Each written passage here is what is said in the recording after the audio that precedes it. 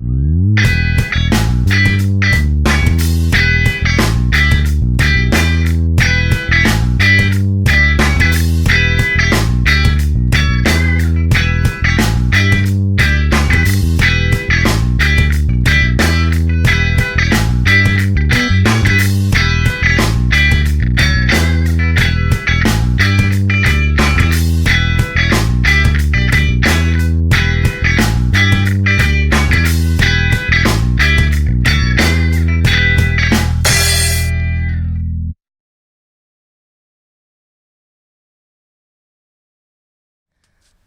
buenas tardes.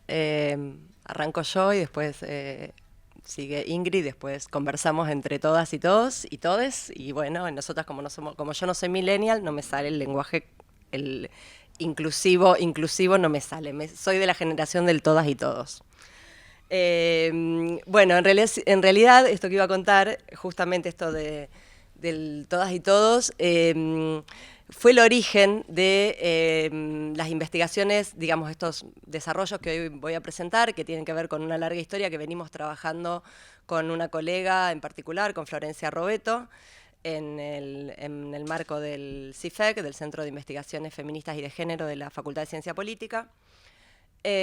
Porque justamente en el momento que se empezó a estandarizar en el uso del lenguaje, sobre todo de los funcionarios y funcionarias públicas, la cuestión del todas y todos, ciudadanos y ciudadanas, argentinos y argentinas, y que empezó a ser como muy popular, nosotras empezábamos a mirar, bueno, cómo ahí empezaba a aparecer un modo al menos diferente de llamar la atención sobre el lenguaje, de prestarle atención al lenguaje, y en el terreno de las imágenes, que era lo que nos interesaba, había cosas que quedaban como muy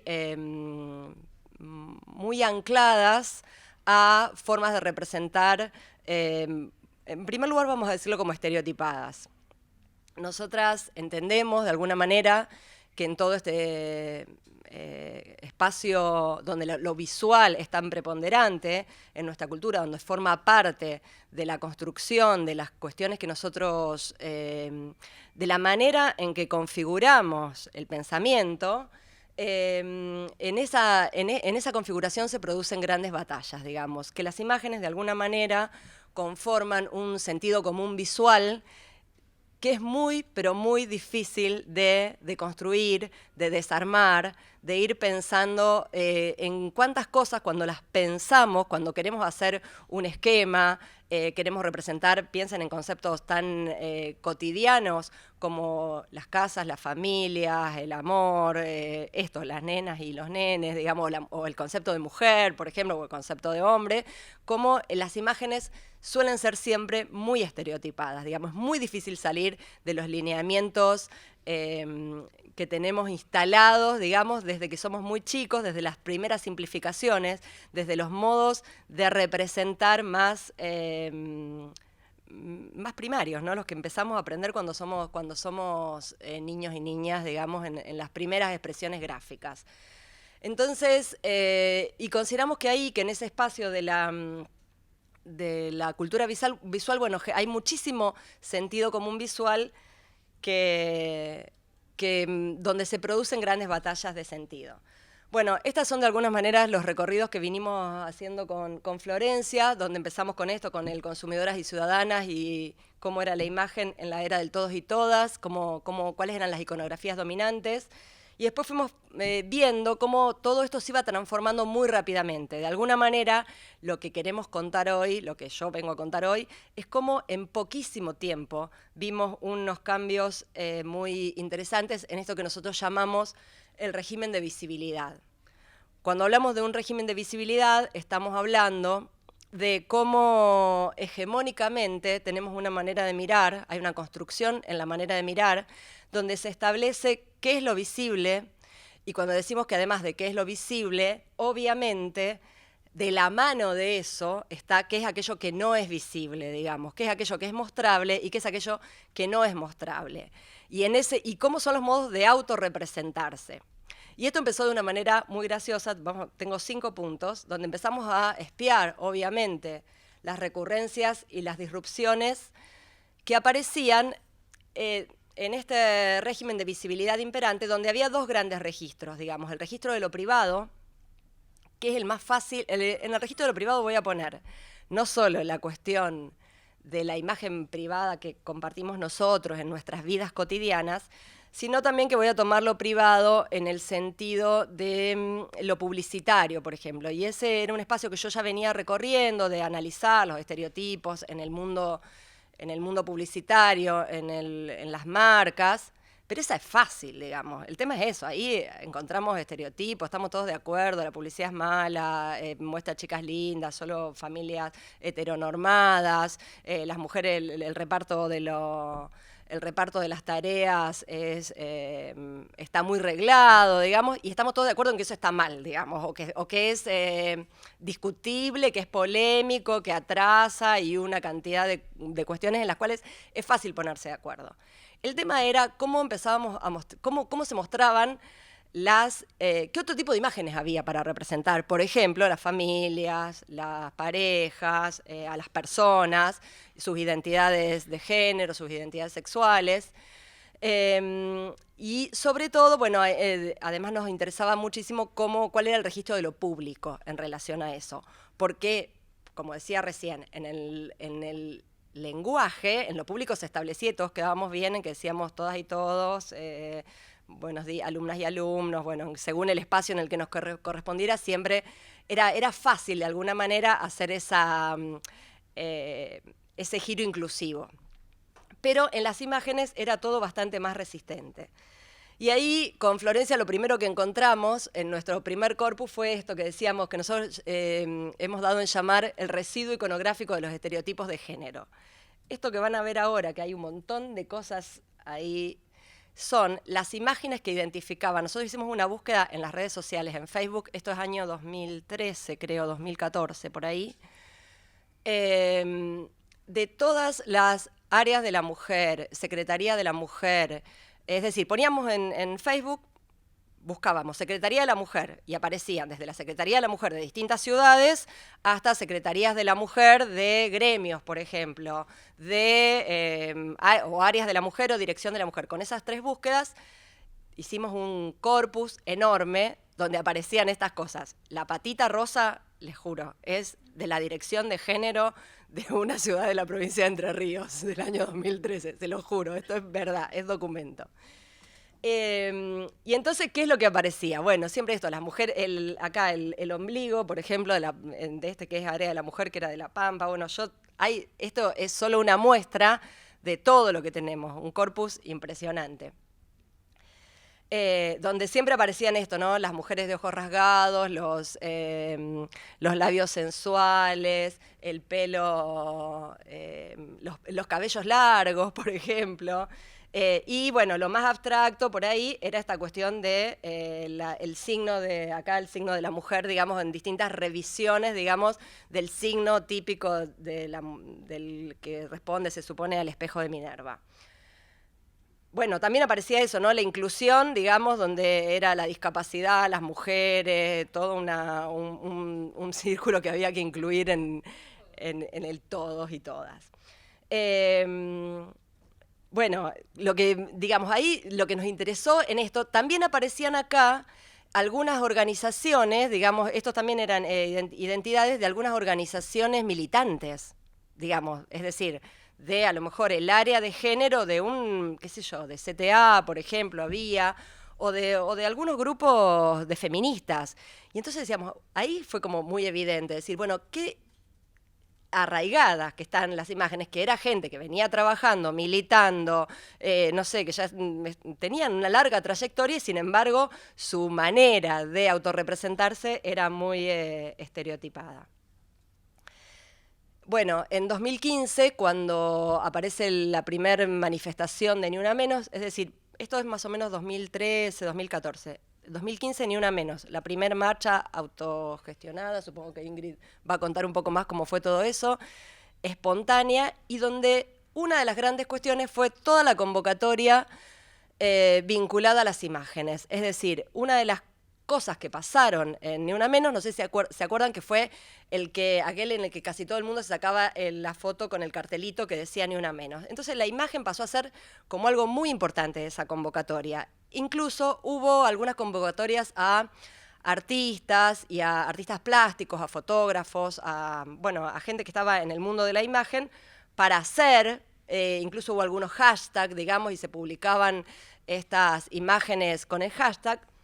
Y entonces, acá es una recopilación de algunas de las cuestiones, donde, bueno, empieza a haber un cambio, una transformación. Por un lado hay imágenes muy interesantes en términos plásticos, en términos de construcción, pero aparecen algunas cosas que cuando uno ve la totalidad también son regularidades que hablan de este sentido común visual. Y una de las cosas que nosotros veíamos acá era que había muchas mujeres solas retratadas, digamos, que las mujeres en general eran retratadas como víctimas.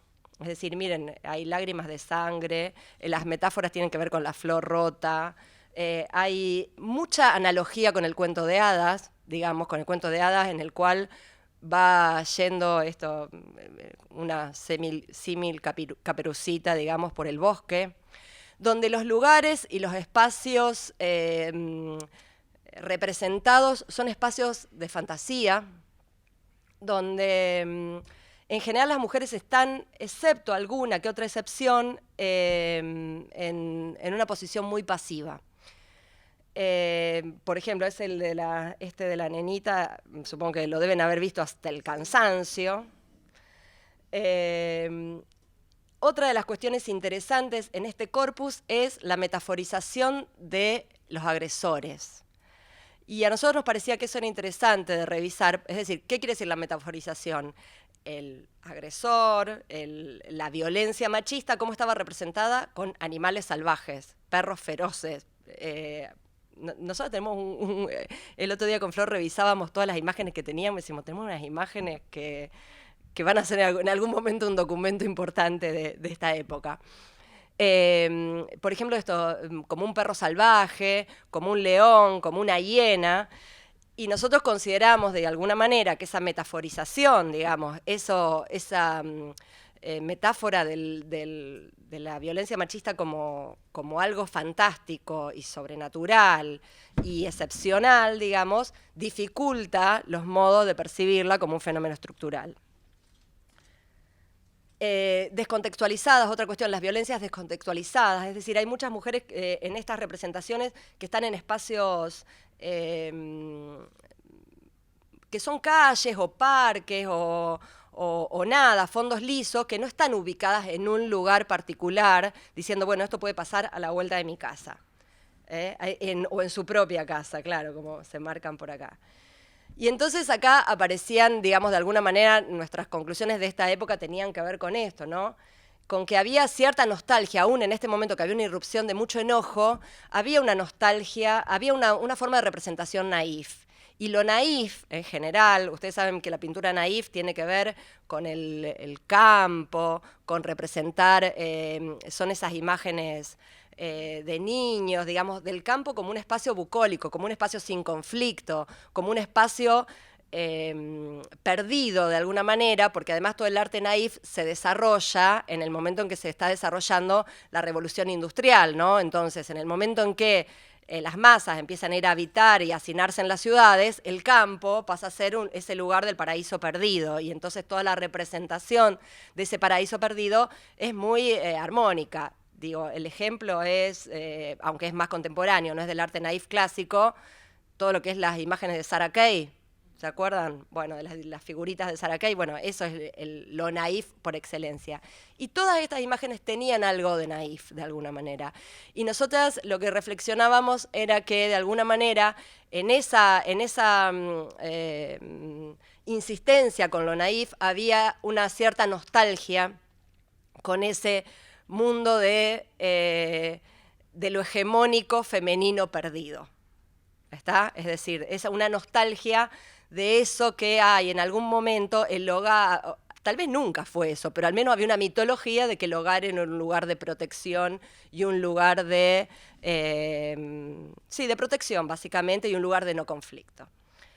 Y obviamente también esta representación, acá aparece otra cosa interesante, que es la representación de las mujeres como asexuadas, como aniñadas, y entonces esas representaciones contribuyen a la generación de esta imagen de la buena víctima, digamos, porque bueno, como todos sabemos, todas sabemos, también supongo que Ingrid va a hablar sobre eso, hay víctimas y víctimas para la violencia, para las violencias machistas, para el sentido común visual, para el sentido común mediático, para el sentido común hegemónico, hay víctimas y víctimas, ¿no? Y esto de alguna manera contribuía a eso. Bueno, es esa nenita la que violentaron, no aparece retratada, no sé, la compañera que se prostituye o la compañera trans. Bueno, pero esto que fue del primer Ni Una Menos, entre el primer Ni Una Menos y el segundo, en el tercero empieza, que es sí, el del año pasado, nosotros empezamos a encontrar todo esto, digamos. Es decir, en 3 años hubo una reconfiguración muy, muy fuerte, muy rápida, muy contrastante entre el tipo de imágenes que se compartían, que se subían, los que circulaban, que tenía que ver con esto. Y acá aparecen como que nosotros marcamos estos cambios. De las niñas dolientes a las mujeres en lucha, ese es de alguna manera un modo de representación que tiene mucho más que ver con la actividad de las mujeres. De lo femenino a lo feminista, es decir, del rasgo de todos esos rasgos estilísticos que referían a lo femenino, en el sentido de esto que habíamos dicho, el pelo largo, los colores rosados, a todo el estereotipo de la mujer más tradicional, empiezan a aparecer las representaciones de lo feminista. Y una cosa que nos parecía también muy interesante es de la víctima solitaria al colectivo de mujeres. Es decir, muchísimas de las representaciones, muchísimas de las imágenes que se suben, muchísimas de las propias ilustraciones hay mujeres en grupo, van mirando las fotos de varias manos con los pañuelos. Bueno, en ese momento apareció la cuestión de poner la cintita negra, creo que fue el año pasado. Entonces, las fotos de las manos con las cintas negras, donde claramente desde esa cuestión de lo personal, de ese tipo de representación vinculada a, bueno, yo subo la imagen de esa persona porque la violencia a todos nos molesta, empieza a aparecer como una apropiación mucho más política pero de política en cada una de las personas, no solo en las personas que éramos militantes. Digamos, eso es lo que empezamos a ver en las biografías. Mirábamos esto, quiénes compartían, cómo se compartían. Yo siempre hacía el chiste que decía, miren, esta imagen ya me la compartieron en el grupo de WhatsApp de Sexto B, digamos. Sexto B era el grupo de WhatsApp de mi hija, digamos. Entonces ahí, cuando ya te lo compartían ahí en el grupo de la escuela, el de WhatsApp de los padres y las madres, era que, mira, esto cambió algo, ¿no? No era, primero porque el primer año era obviamente la nenita de rosa. Bueno, cuando empezaban a cambiar, yo dije, mira, acá se está compartiendo en el WhatsApp de Sexto B. Y entonces, bueno, lo que empezamos a decir es esto, ¿no? Esta discursividad contemporánea, esta discursividad de feministas está impactando en la cultura contemporánea, está reconfigurando los modos de mirar. Bueno, paso rápido esto. Y donde aparece muy fuerte también esta cuestión de decir, mirá que te muestro que yo voy a la marcha, que yo voy a hacer esto, digamos, hay como una voluntad mucho más político-pedagógica en el modo en que comparto las imágenes. Pero obviamente la hegemonía no es algo que se consigue de un día para otro, sino que es todo el tiempo un terreno de disputas y de retrocesos. Y entonces vamos a ir ahí, a las imágenes, a un texto que hicimos que nos gustó mucho, aunque lo padecimos, que se llamó Tribuna, Calle y Supermercado. Supongo que reconocerán a todas las personajes. Este es un corpus que armamos con imágenes que salieron en los medios en el verano de 2016. ¿Y qué es lo que aparece ahí? Son todas mujeres funcionarias o políticas de la gestión de Cambiemos, siempre haciendo actividades domésticas. Algunas eran entrevistas, por ejemplo, hay una que por ahí está Michetti, Gabriela Michetti, en una entrevista, pero la entrevista es en la cocina de la casa. Bueno, Vidal en el supermercado, obviamente, pero siempre haciendo actividades domésticas, actividades cotidianas. Y a nosotros obviamente nos pareció que esto no era casualidad. Y entonces dijimos, bueno, a ver, ¿será que antes no lo mirábamos? Hicimos una búsqueda poniendo a todas las mujeres más reconocidas de la gestión kirchnerista, de alguna manera, poniendo, por ejemplo, hijos, escuela, no sé, poniendo supermercado, cocinar. Bueno, no hay ninguna. No hay ninguna foto, pero no le digo de Cristina, digamos, que bueno, aparecía en todos lados. No hay ninguna de Débora Giorgi, no hay ninguna ¿cómo? De Marco del Pont, no hay de ninguna de las mujeres más reconocidas, no hay fotos de la vida privada, de la vida cotidiana. Las fotos que hay, si uno hagan el ejercicio, búsquenlo en Google, son siempre fotos de la vida política, de la actividad política. Entonces nosotros decimos, bueno, esto no es casualidad, esto no es así, uy, esta gente la pescaron justo cuando va al supermercado. Obviamente que ahí hay una decisión entre las imágenes que se hacen públicas. Por ejemplo, pongo esto, a Cristina Fernández cuando se le pone con hijos, digamos, le pones más hijos para buscar en Google, aparece siempre las fotos en situaciones protocolares, cuando fue, qué sé yo, cuando asumió, cuando en la segunda presidencia y en actividades muy protocolares. Jamás aparece una foto del cumpleaños del nieto en la casa apagando las velitas, digamos, o prendiendo, pero tampoco de ninguna de las otras funcionarias. Y bueno, obviamente esto consideramos que es una referenciación de las mujeres, digamos, en relación a lo político tradicional. Esta es maravillosa, ¿no? Esta es una obra de arte. Esta es una obra... Claro, porque a ver, ¿por qué? Digamos, ella puede todo, está en silla de ruedas, además plancha, es lo más de lo más, ¿entienden? Claro, bueno, pero a ver, la cuestión es eso, es un modo de configurar lo visual. Bueno, y a mí me puede resultar muy irónico y muy criticable, pero también hay que reconocer que esa cuestión es parte de las habilidades que tuvo este sector político para conectar con el sentido común social y obviamente con el sentido común, digamos, y traducirlo a algún tipo de imágenes, ¿no? Porque obviamente, digamos, esas mujeres políticas que no están ni en el cumpleaños de los hijos eran muy distantes a veces de un montón de personas. Y esa construcción de gente como nosotros, que está acá, va al supermercado, fue uno de los grandes hallazgos, digamos, de su discursividad política. Digamos, nosotros lo puedo hacer una crítica, y una crítica desde un montón de lugares, pero es una habilidad haber encontrado eso. ¿Qué es lo que pasa, digamos? ¿Qué es lo que implica, de alguna manera, esta cuestión de mostrar lo cotidiano? Lo que están sacando, obviamente, es toda la conflictividad de lo cotidiano, porque hoy por hoy, las feministas sabemos que una de las grandes batallas que estamos dando, y que estamos dando muy lentamente, y que es una de las más complicadas, es la cuestión de lo cotidiano, digamos. Es cómo está instalada la estructura patriarcal en nuestras prácticas de todos los días, digamos. En las cosas que no podemos dejar de hacer, en las tareas que están naturalizadas, naturalmente asignadas. Entonces, quitarle conflictividad a eso no es solo mostrar que lo plancho, que yo puedo planchar, sino que además le quito la conflictividad a esa cuestión de, uy, yo plancho y yo puedo hacer política mientras hago una torta y lo disfruto, lo paso bien, qué ganas de estar diciendo que esto es un conflicto, digamos. Sí, se puede pasar bárbaro. Entonces, y bueno, y ya sabemos que de alguna manera ahí hay una cuestión mítica. ¿Qué es lo mítico? De que hay tareas para hombres y tareas para mujeres, ¿no? Y todos sabemos que, digamos, este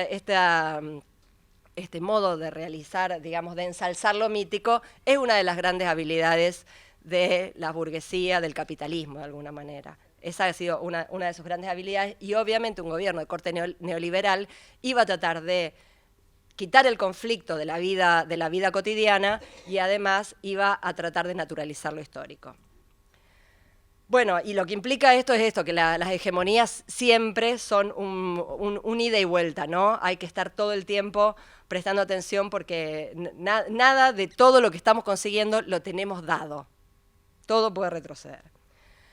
Bien, pero en este modo, y este es el último punto de las imágenes, el que más estamos trabajando en este momento, lo que estamos viendo es que hay un modo distinto de narrar, que en este tiempo, que es bastante corto, hay un modo diferente de retratar, que hay un cambio en el régimen de visibilidad.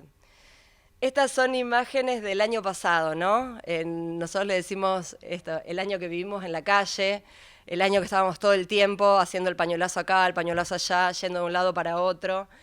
Y ahí, y también la producción de imágenes fue muy interesante. Un autor que ahora voy a poner una cita dice esto, que hay alguna cuestión de que en los momentos de crisis la producción de imágenes y la producción y generación de imaginarios suele ser muy, muy interesante, digamos. Bueno, él analiza distintos conflictos históricos muy importantes y dice eso, en los momentos de crisis hay mucha producción de imaginario.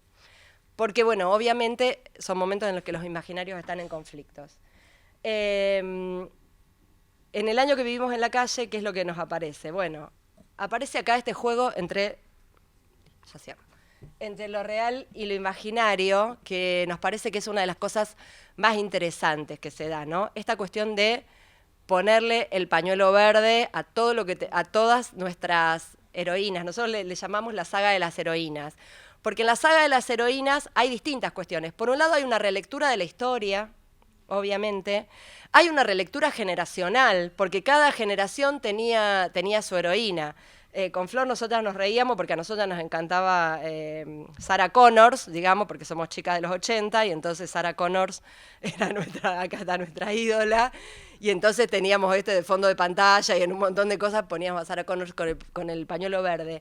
Pero después, el de Totoro, creo que se llama ahora me van a matar algunas de mis alumnas que están por ahí, no me acuerdo cómo se llama, sé que hace un juego con el de mi vecina Sorora, es de otra generación, es millennial, digamos. Entonces, cada generación ubicaba sus heroínas con el pañuelo verde y se apropiaba de esa cuestión. Y en ese juego también lo que estaba diciendo de alguna manera es que construir toda esta identidad colectiva implica todo el tiempo una revisión del pasado, poner en relación el pasado con el futuro, porque la única manera de transformar los imaginarios es ponerlos en relación con la memoria, y eso me parece fundamental en la muestra que estamos acá en el espacio que estamos cerrando. Es decir, toda esa memoria va a habilitar además otros imaginarios. Bueno, otra de las cosas, una era esta cuestión de la saga de las heroínas, y otra de las cuestiones muy fuertes que empezamos a ver es esto, lo performático cotidiano. ¿A qué le llamamos lo performático cotidiano? A esta cuestión de que estamos construyendo imagen todo el tiempo, de que nos vamos con el pañuelo a todos lados, que es parte de la actividad diaria. Cambio de cartera, tengo que ver dónde ato el pañuelo. Las pinturas de uñas, es parte de eso. El otro día en Twitter se dio un hilo que alguien decía, me olvidé el pañuelo y me sentía desprotegida. Mirá si se piensan que soy pañuelo celeste. Y yo, claro, entonces, es muy fuerte esto, es muy fuerte que las chicas de la escuela secundaria usen el pañuelo en la mochila. No es un detalle, no es nada más que un gesto estético, no es puro ícono, digamos. En esa apropiación hay un gesto político importante porque lo performático hoy es parte de la acción política cotidiana. Estamos todo el tiempo, cuando estamos haciendo estas cosas, estamos diciendo dónde estamos parados y le estamos hablando a alguien. Y también implica, y con eso cierro, porque de alguna manera, por un lado, está toda esta relación entre lo que hago en el espacio real y en el espacio virtual. Lo pongo entre comillas porque lo real y lo virtual es una discusión. Pero también implica poner el cuerpo en los dos espacios. Porque, bueno, ya vimos también, andar con el pañuelo puede ser un talismán, pero también puede ser un riesgo, digamos. Ya vimos a cuánta gente han agredido. Entonces, es asumir un riesgo y también es hacerlo en las redes sociales donde la violencia verbal, todo esto es muy fuerte. Yo a veces veo a alguna gente a la que no sé, tienen ataques, gente muy conocida, digamos, que tienen ataques terribles. Digo, ¿cómo? Es difícil estar sosteniendo todo el tiempo ese ataque permanente en las redes, ¿no? Esas cosas que te van diciendo todo el tiempo. Entonces, tomar estas decisiones, cuál es el icono que ponemos en nuestro avatar, usar el pañuelo, cambiar, ver cómo nos pintamos las uñas, también es asumir un riesgo, es poner el cuerpo, que es parte de lo político, porque recuperar el cuerpo también es parte de nuestras estrategias políticas. Bueno, obviamente esto, todo lo que es performático tiene que ver con eso, ¿no? Con estar comunicando algo a alguien siempre. Y una de las cuestiones que nosotros estamos viendo es que hay un modo distinto, digamos que en este nuevo régimen de visualidad, por supuesto estamos viendo a quién se mira, pero también quién mira, quién relata, digamos, quién es el que retrata. Y ahí, aunque no lo voy a desarrollar ahora porque lo estamos trabajando, hay como un tipo de fotografía diferente. Yo incluso hoy estaba mirando en la muestra las fotografías que hay, documentales de distintos acontecimientos. Hay algo que todavía no lo podemos definir bien cuál es la diferencia, pero es un punto de vista, una ubicación de la cámara que es distinta. Yo digo que es como que la cámara está dentro de la marcha, es una fusión entre fotografía documental y fotografía militante muy fuerte, es decir, esta cuestión documental del punto de vista estoy afuera y retrato, tomo el acontecimiento, está muy desdibujada, pero está generando un modo de retratar muy diferente. Lo estamos viendo. Y donde obviamente siempre aparece esto, el rostro, la cara, el detalle.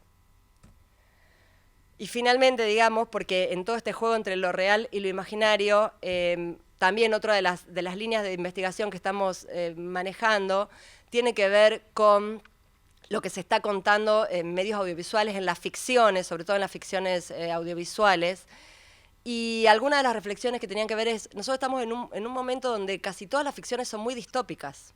¿Qué quiero decir con distópica? Es decir, todo lo que plantean del futuro, el futuro es negrísimo, horrible. Es como que no hay manera de mostrar otra cosa que no sea, no sé, que el mundo va a desaparecer tapado de basura, se va a detener qué sé yo, tapado de basura, el sol, no sé, todo no va a haber más alimentos, no sé. Todas las ficciones tienen mucho de distópico. Y de alguna manera el feminismo, o los feminismos, por decirlo, proponen algo, luchan por algo, es decir, podemos imaginar desde los feminismos un modo diferente de vivir.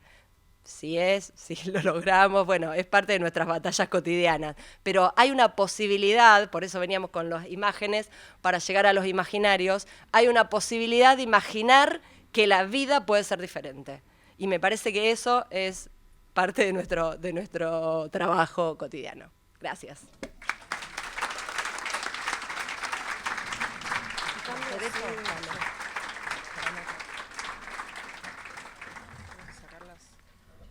Bueno, buenas tardes, noches a todas, todos, todes. Yo tampoco soy todavía muy del inclusivo, también por una cuestión generacional. Y el otro día escuchaba en una mesa que tuve que moderar en la Asamblea de Mujeres a Marlene Guayar, a una lideresa traba, que decía que en realidad el tema del lenguaje inclusivo era de los jóvenes y de las jóvenes y de les jóvenes, y que el adultocentrismo nos estaba haciendo apropiarnos del lenguaje inclusivo, y en un punto me alivió, porque dije, bueno, dejo de forzarme tanto y que lo usen los que lo tienen que usar.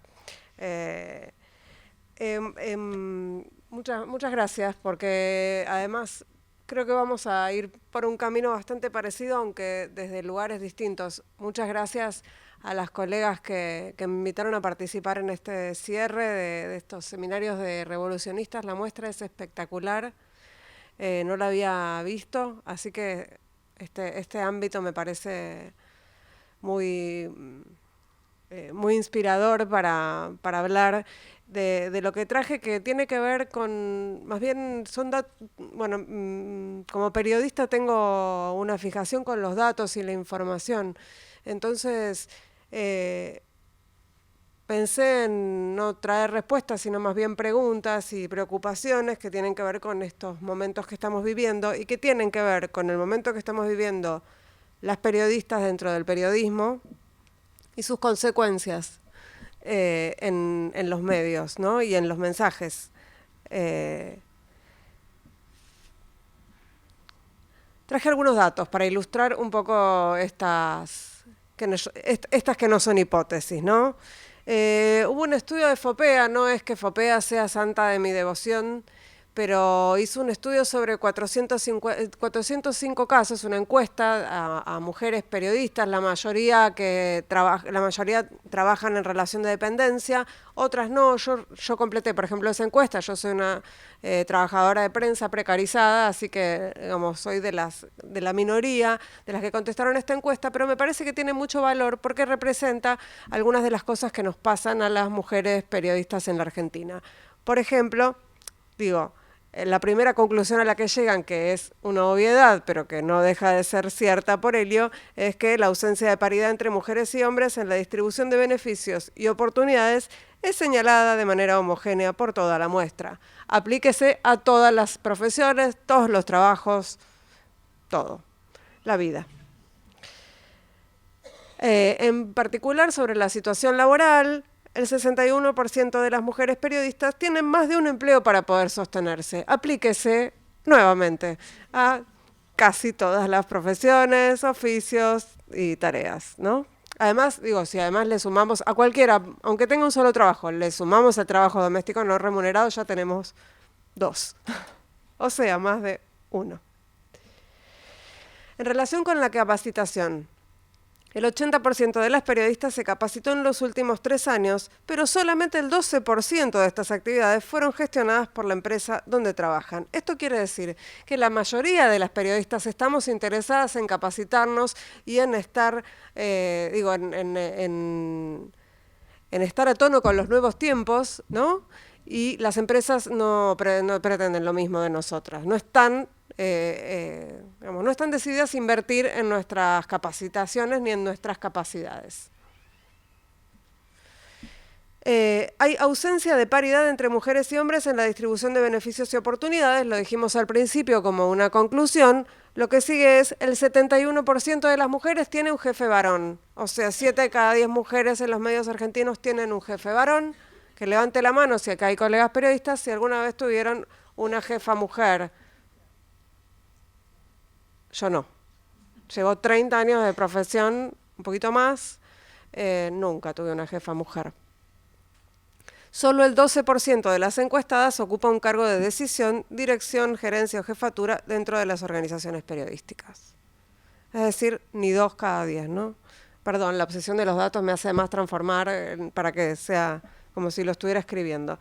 Solo el 16% menciona a una mujer cuando son consultadas por periodistas prestigiosas. Este dato es muy interesante porque habla de nuestra propia percepción sobre nosotras mismas. Nos preguntan por periodistas prestigiosos y nosotros hablamos de varones. Y esto tiene 2 cuestiones. Por un lado, hay más varones que mujeres que están en los rankings de periodistas creíbles o prestigiosos o que tienen lugares de relevancia en los medios, y a la vez a las mujeres se nos ocurren nombres de varones. Es decir, además las mujeres no las vemos tampoco, ¿no? Esta encuesta sobre 405 casos no significa que hayan sido 450 mujeres feministas ni periodistas con perspectiva de género, ¿sí? Son mujeres que ocupan espacios diversos en los medios de comunicación, en general empleadas.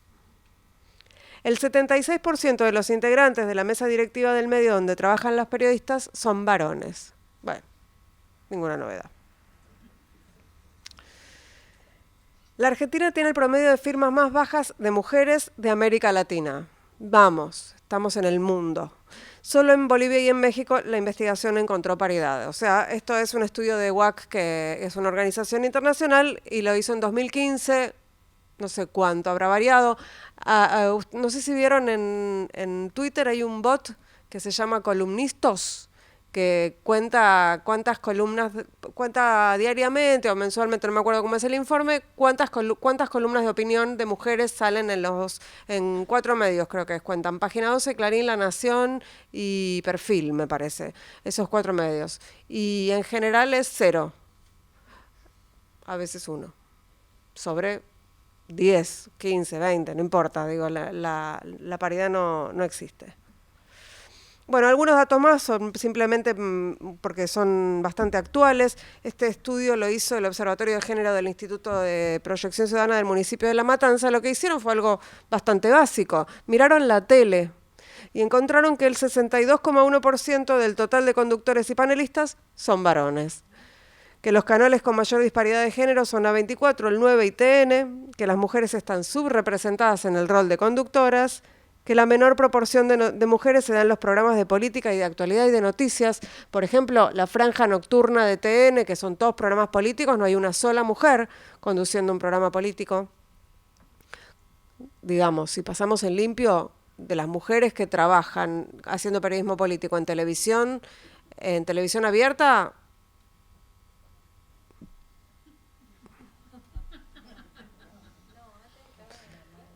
Romina Mangel. Nadie más. ¿Quién? Rosario Lufrano tiene un programa, pero no está en televisión abierta, Rosario. Está en el cable. No, en televisión abierta. En el cable vamos a encontrar, está María O'Donnell, vamos a encontrar algunos programas sueltos. No son la mayoría, por supuesto. Y la presencia de mujeres es menor en la franja horaria nocturna, por supuesto, porque es la del prime time televisivo. ¿Para qué nos van a poner ahí? Estamos a la tarde, en el horario en que ven las señoras la televisión, ¿no? La situación de disparidad con respecto al año anterior se mantiene o empeoró. Bueno, ¿qué pasa con esto? ¿Por qué es importante, además de porque vivimos estructuralmente en desigualdad, porque necesitamos trabajo, porque las mujeres del periodismo, dentro del periodismo, el periodismo argentino está en una de las peores crisis que se tenga memoria, y eso tiene que ver con distintos motivos económicos, motivos políticos, motivos que tienen que ver con la crisis del periodismo también a nivel global, es decir, se juntan todo, y por supuesto, ¿quiénes son las más perjudicadas? Las mujeres. Traje algunos ejemplos de qué pasa cuando no hay perspectiva de género en un medio, cuando no hay periodistas feministas, no hay periodistas con perspectiva de género, ni varones ni mujeres. Por ejemplo, matan a cuchillazos a una mujer y roban su moto, pero sospechan que es pasional. Cuando pensábamos que habíamos erradicado el crimen pasional de los medios de comunicación, nos encontramos con una noticia reciente del diario de Cuyo, que es un importante diario de Mendoza, y hablan de crimen, parece que es pasional, la mató, la cuchilló y todo, pero fue por amor, ¿eh? Y le robó la moto, sí.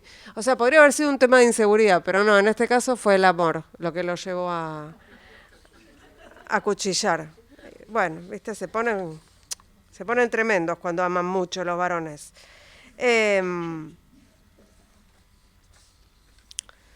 Otra, esta me gustó mucho, la de Messi, Higuaín y una mujer candidatos al mejor gol del año en Europa. No tiene nombre.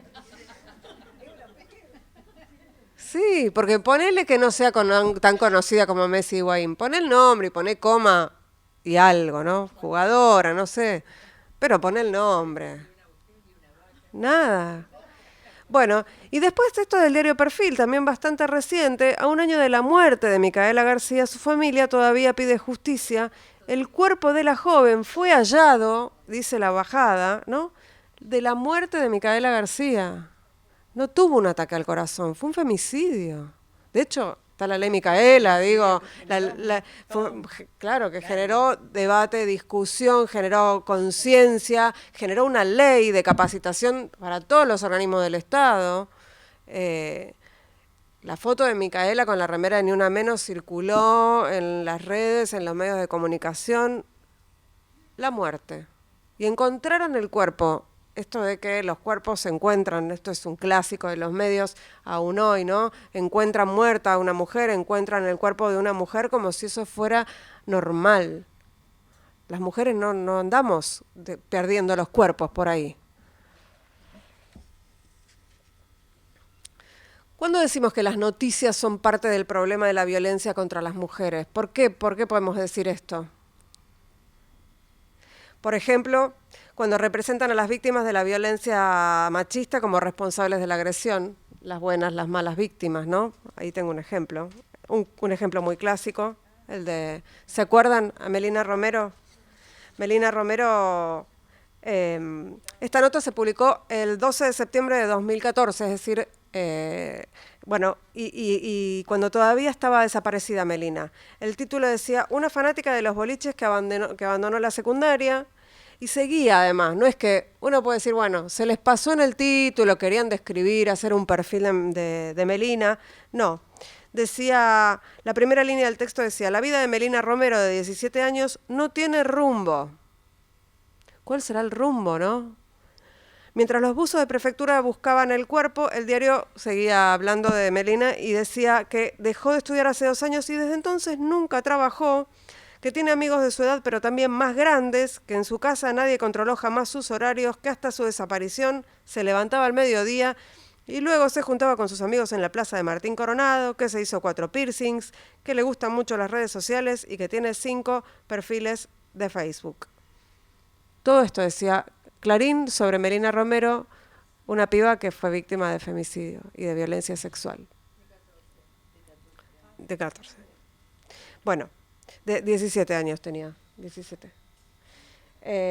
Bueno, esta es otra noticia. La otra noticia, esta es reciente, lo que pasa es que no encontré la noticia porque la cambiaron, por eso puse la captura, porque yo lo dejé capturado en un tuit, después lo cambiaron cuando se armó quilombo, porque parece que no les gustó que les marcáramos que habían puesto, ¿se acuerdan lo que había pasado en la costa este año, en Miramar?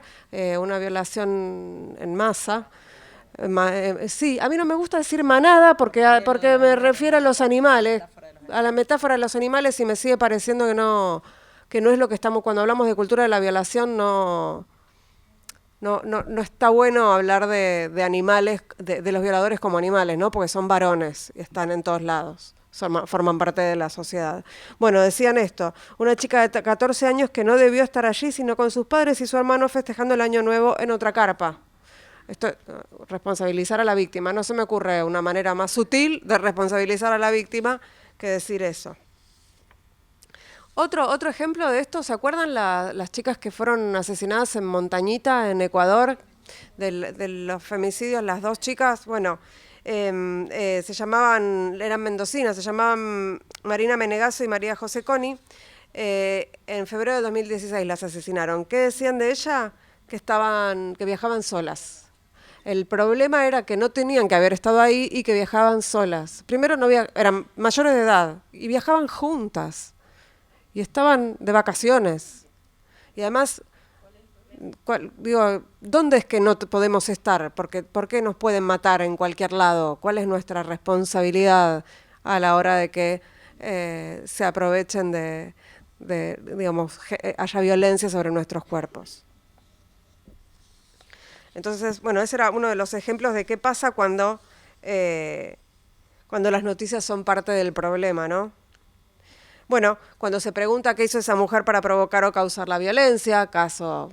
Televisión, Miles, Mirta, Susana, tenemos para seguir contando. Cuando se excusa al agresor porque estaba obsesionado o estaba enamorado o celoso o de cualquier otra forma que no tiene nada que ver, digamos, que cualquier adjetivo que no justifica absolutamente nada. Cuando muestran la falta de equilibrio en el tratamiento que se le da a la víctima y el que se le da al agresor, en general se pone el énfasis siempre en la vida privada de la víctima y no se habla del agresor. Muchas veces ni siquiera se publica el nombre del agresor. Digo, si se trata de violar la privacidad, siempre se viola la privacidad de la víctima. Niñas, niños, mujeres. Bueno, y esto que ya decíamos, cuando se presenta al agresor como un loco, un monstruo o un psicópata, mientras se ignora la violencia estructural que sufrimos las mujeres, ¿no? Traje unos ejemplos de Barcelona, de la revista Barcelona, que es una revista que todavía existe, no sabemos por cuánto tiempo, y que dirijo desde sus comienzos, hace ya casi 16 años.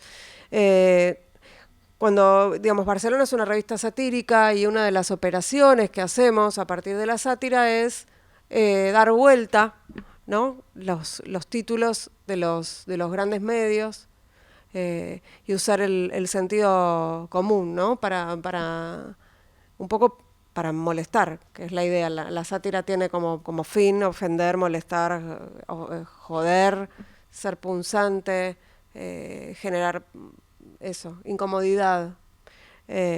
Bueno, y estas fueron dos tapas que hablaban de las malas víctimas, justamente, ¿no? De las putitas. Cada vez más niñas y adolescentes buscan ser atacadas para volverse famosas después de muertas y lograr que sus fotos de Facebook sean exhibidas hasta el hartazgo por televisión. ¿Por qué dar la primicia de que fueron violadas calienta más que averiguar qué pasó? ADN para periodistas y forenses, ¿sí o no? Esto fue a raíz del femicidio de Ángeles Rawson, ¿se acuerdan? Una adolescente en Palermo que fue además, la sentencia fue, si tienen tiempo alguna vez vuelvan sobre ese juicio, la sentencia fue, los fundamentos fueron muy interesantes, se habló de la perspectiva de género, y mal que me pese a mí porque no me cae bien el fiscal Pablo Lanuse, que en ese momento era el abogado de la familia, tuvo un alegato que fue realmente muy, muy bueno en relación con la perspectiva de género, ¿no? Que no abunda en los tribunales, como sabrán. Otros ejemplos, bueno, antes de pasar a lo siguiente, que es otra de las preocupaciones que tengo en relación con estos temas, quería darles algunos otros ejemplos de qué hablamos cuando hablamos de que faltan periodistas con perspectiva de género en los medios, faltan comunicadoras, faltan mensajes con perspectiva de género. Tenemos los ejemplos de Chiche Helun y Babi Echecopar todo el tiempo. ¿Se acuerdan de Chiche Helun hablando de Micaela García otra vez? Cuestionando me acordaba que había dicho algo y lo busqué, y él lo que dijo fue: en ninguna parte del mundo a las 5:20 de la mañana una chica puede andar sola por la calle. Es un comunicador que está en la tele, digo, no. Y Babi Echecopar, que sigue estando en la televisión y en la radio, llegó a decir en esos días que el problema de las violaciones son las nenas de 12 años que provocan a los degenerados mostrando las tetas con un tatuaje y haciendo trompita. No hay causa creo que ahora el INADI inició una causa contra Babi Echecopar. En la ley, la ley de violencia contra las mujeres existe la figura de la violencia simbólica, no se estaría aplicando con la vehemencia con la que... simbólica y mediática, sí. El Instituto Nacional de las Mujeres está preocupado viajando por el mundo y dejando con 11 pesos por mujer el presupuesto, pero no está muy activo en estas cuestiones. Bueno, en esta línea de la que hablaba María Ángeles respecto de qué pasa cuando hay tanto avance, ¿no? Cuando se avanza, no estoy mostrando grandes avances, pero digo, estamos buscando maneras distintas de comunicar. Obviamente el movimiento de mujeres hoy es un actor político fundamental en la escena, con la irrupción en las calles a partir de Ni Una Menos, con el trabajo de años de los encuentros de mujeres, con el debate sobre la legalización del aborto, con la denuncia pública de Telma Fardín, que me parece que también fue un mojón en términos mediáticos, porque acuérdense cuando la denuncia fue de Calu Rivero, se cuestionó esa denuncia desde todos los medios hegemónicos, se llegaron a hacer encuestas, ¿a quién le crees más? Si a D'Artés o a Calu. Fue con la denuncia de Telma que realmente eso cambió, de alguna manera empezó a haber cierta confianza en las víctimas que contaban lo que les había pasado, y se empezó a cuestionar un poco menos esto de por qué ahora, por qué lo dice ahora, si fue hace tanto tiempo, ¿no? Empezó a haber más crédito para las víctimas que para los victimarios. Son, me parece, como mojones en lo que tiene que ver con los mensajes del feminismo y la pelea callejera. No la pelea, se entiende, ¿no? La lucha política callejera. Bueno, cuando hay tanto avance de un movimiento que pide derechos y pide ampliación de derechos, hay una reacción muy fuerte de los conservadores. Lo estamos viendo con los antiderechos por todos lados, lo vimos en la marcha de los autodenominados pro vida el 23 de marzo, en esa fecha, además, juntando las banderas anti-legalización del aborto con las banderas anti-memoria, ¿no? Porque el 23 de marzo no puede ser casual, antes del 24 de marzo, llenar las calles y... Sí, exacto, Amalia Granata es una de las voceras de ese colectivo y, digamos, y este movimiento, que es un movimiento global, lo que hace es ir en contra de todos los derechos humanos, básicamente. Quiere volver a la orden natural, a la familia tradicional, digamos, está en contra de las identidades no binarias, de los avances de los derechos de las mujeres, es el movimiento de Con mis hijos no te metas, es el movimiento que dice que cree que los hijos son propiedad de los padres, y como les decía, es global. El Con mis hijos no te metas no es una consigna que haya nacido en la Argentina en el debate por la legalización del aborto, sino que es una consigna que está en Europa del Este, está en toda América Latina y es un movimiento que crece y tenemos un Bolsonaro al lado. Entonces, ¿cuál es la preocupación en relación con esto? La fake news, por ejemplo, las noticias falsas. Viene la campaña electoral, se va a invadir, se van a invadir nuestras redes y los medios de comunicación de noticias falsas generadas por las usinas conservadoras, que en general, como van en contra del movimiento de derechos humanos y como en la Argentina el movimiento feminista es un movimiento muy fuerte y de vanguardia en América Latina, además hay muchos ojos puestos en la Argentina como territorio de disputa, entonces va a haber mucha noticia falsa relacionada con los, digamos, derechos de las mujeres, es decir, antiderechos. Entonces, esto es simplemente plantearlo, contarlo, decir, estemos atentas, porque esto está pasando y va a seguir pasando y se va a profundizar. Hay que estar preparadas para esa arremetida fuerte. ¿Cómo circulan estos mensajes? Sobre todo en redes sociales, también en los medios de comunicación, pero sobre todo en las redes sociales y en WhatsApp. Porque WhatsApp es una red que, en general, los mensajes esos te llegan de un conocido.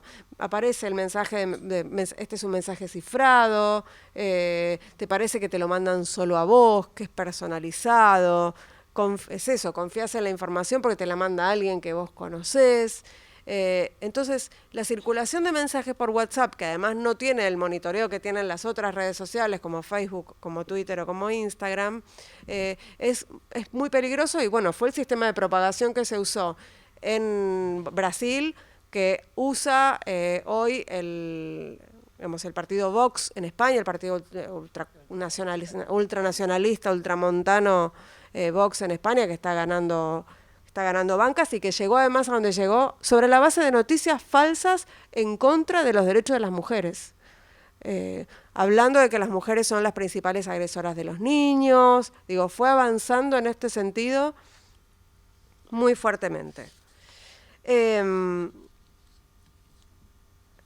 Quiero darles algunos ejemplos de lo que estoy diciendo. Bueno, por ejemplo, esto de la Iglesia criticando la ideología de género y su rechazo a la imposición en las escuelas, cuando después del debate por la legalización del aborto, después de la derrota en el Senado, las diputadas, las sororas, presentaron una reforma a la Ley de Educación Sexual Integral que incluía reformar el artículo 5, que era como que los colegios podían decidir, los colegios no públicos podían decidir el ideario, digamos, si se aplicaba o no. Ellos Digamos, lo que pretendían era que fuera obligatorio en todas las escuelas. Para mí fue un error político, porque lo que hizo fue despertar otros fantasmas dormidos, ¿no? Entonces salieron con la campaña en contra de la educación sexual integral, los antiderechos, y a reclamar que no le podían imponer esto que ellos llaman ideología de género, que no existe, es un invento simplemente apropiándose de nuestro lenguaje y transformándolo en un lenguaje conservador. Bueno, estas son algunas de las noticias que circularon durante el debate por la legalización del aborto. Recondo, ¿se acuerda? Gastón Recondo, un periodista deportivo que es vocero de los antiderechos, dijo que la ley, el proyecto de ley que proponían en el Congreso, permitía el aborto hasta el 9º mes. Y los famosos salieron a corregirlo. Pero lo dijo públicamente, no lo dijo solo él. Es una falacia absoluta, lo saben, es imposible, no existe, no figuraba en la ley. La realidad era que figuraba hasta las 14 semanas. Es decir, pero esto lo replicaron todos los voceros antiderechos. ¿Ven de dónde sale la noticia? Esta es una agencia de noticias de la Iglesia, ¿no? Proyecto legal. Cuando estamos hablando de los antiderechos, estamos hablando de una alianza entre las iglesias evangélicas más conservadoras y la Iglesia católica. No, ni más ni menos. Otra cosa que circuló. ¿Se acuerdan este caso en Entre Ríos de una niñita que le habían practicado, una nena de 13 años que había sido violada y le habían practicado la ILE como correspondía con el protocolo según la normativa vigente?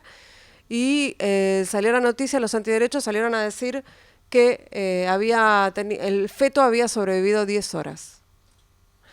Circuló un montón esta noticia, tanto que Infobae, que es el portal más leído de la Argentina, tituló Polémica. ¿Qué polémica? Lo desmintieron desde el Ministerio de Salud provincial, no había polémica.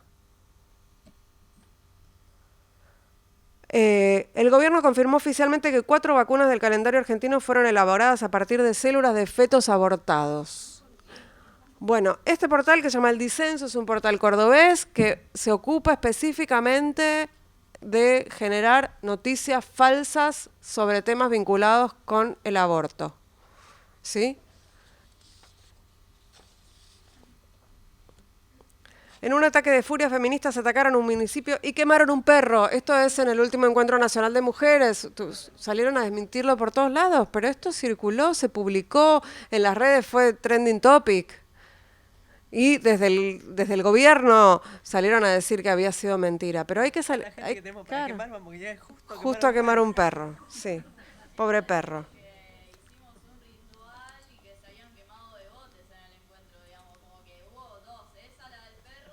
Sí, sí, son muy de quemar las feministas. Sí, les gusta el fuego.